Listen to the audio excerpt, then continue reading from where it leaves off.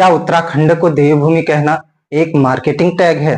पिछले कुछ दिनों पहले एक यूट्यूबर ने सोशल मीडिया पर एक पोस्ट अपलोड किया। आखिर उत्तराखंड को देवभूमि क्यों कहा जाता है? वहां तो किसी भगवान का जन्म ही नहीं हुआ। भगवान श्री राम का जन्म अयोध्या में हुआ, भगवान श्री कृष्ण का जन्म मथुरा में हुआ, महाभारत का युद्ध कुरुक्षेत्र में हुआ। तो फिर उत्तराखंड में क्या खास है?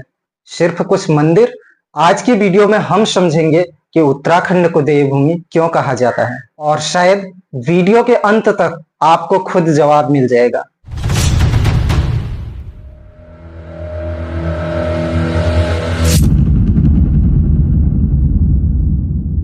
भगवान श्री राम का जन्म अयोध्या, श्री कृष्ण जन्म मथुरा, नरसिंह, वामन, परशुराम जैसे अवतारों का उल्लेख भले ही उत्तराखंड से न मिलता हो, परंतु बात है देवभूमि की, तो यह समझना अति आवश्यक है कि देवभूमि और जन्मभूमि में क्या फर्क है।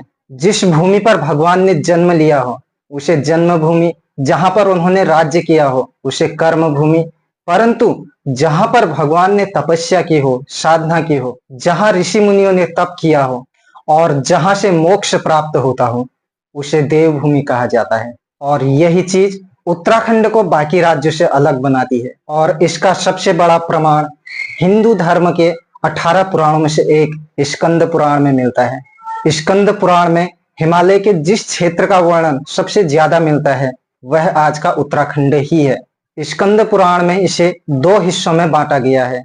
पहला हिस्सा है केदारखंड, जिसे कि भगवान शिव का क्षेत्र माना जाता है, जो कि आज उत्तराखंड का गढ़वाल क्षेत्र है। और दूसरा हिस्सा है मानस खंड, जिसे देवी देवताओं, ऋषि मुनियों की तपोस्थली के रूप में जाना जाता है, जो कि वर्तमान में उत्तराखंड का कुमाऊं क्षेत्र है।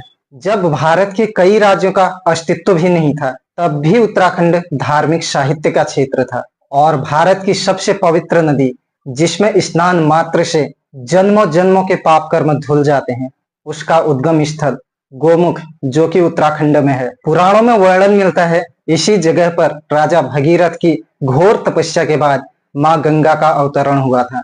यमुना नदी यमुनोत्री से निकलती है, जो उत्तराखंड में है।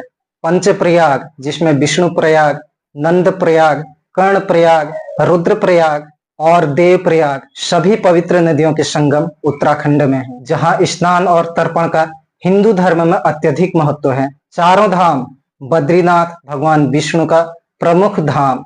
पुराणों में कहा गया है, जो जाए बद्री वो ना आए ओदरी, अर्थात जो बद्रीनाथ के दर्शन करता है उसे मां के गर्भ में दोबारा आने की आवश्यकता नहीं पड़ती है, उसे मोक्ष प्राप्ति हो जाती है।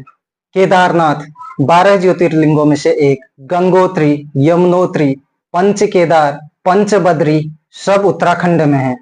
क्या यह सिर्फ एक संयोग हो सकता है? शायद नहीं। महाभारत युद्ध के पश्चात कुछ वर्षों बाद पांडवों ने राजपाट त्याग दिया और उनके सामने एक ही लक्ष्य था, मोक्ष प्राप्ति।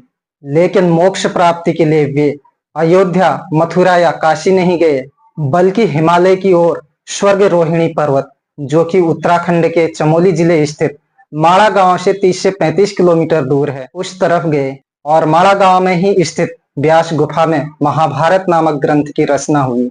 भले ही उत्तराखंड में भगवान राम या श्री कृष्ण का जन्म ना हुआ हो, परंतु जब भी किसी देव या ऋषि मुनियों को तप करना होता था, तब वे हिमालय की शरण में ही आते थे। आज भी मोक्ष प्राप्ति हेतु पूरे भारत से लोग हरिद्वार में आकर ही अस्थि विसर्जन करते हैं।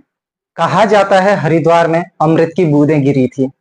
माता पार्वती और भगवान शिव का विवाह भी उत्तराखंड के त्रियुगी नारायण मंदिर में ही संपन्न हुआ था।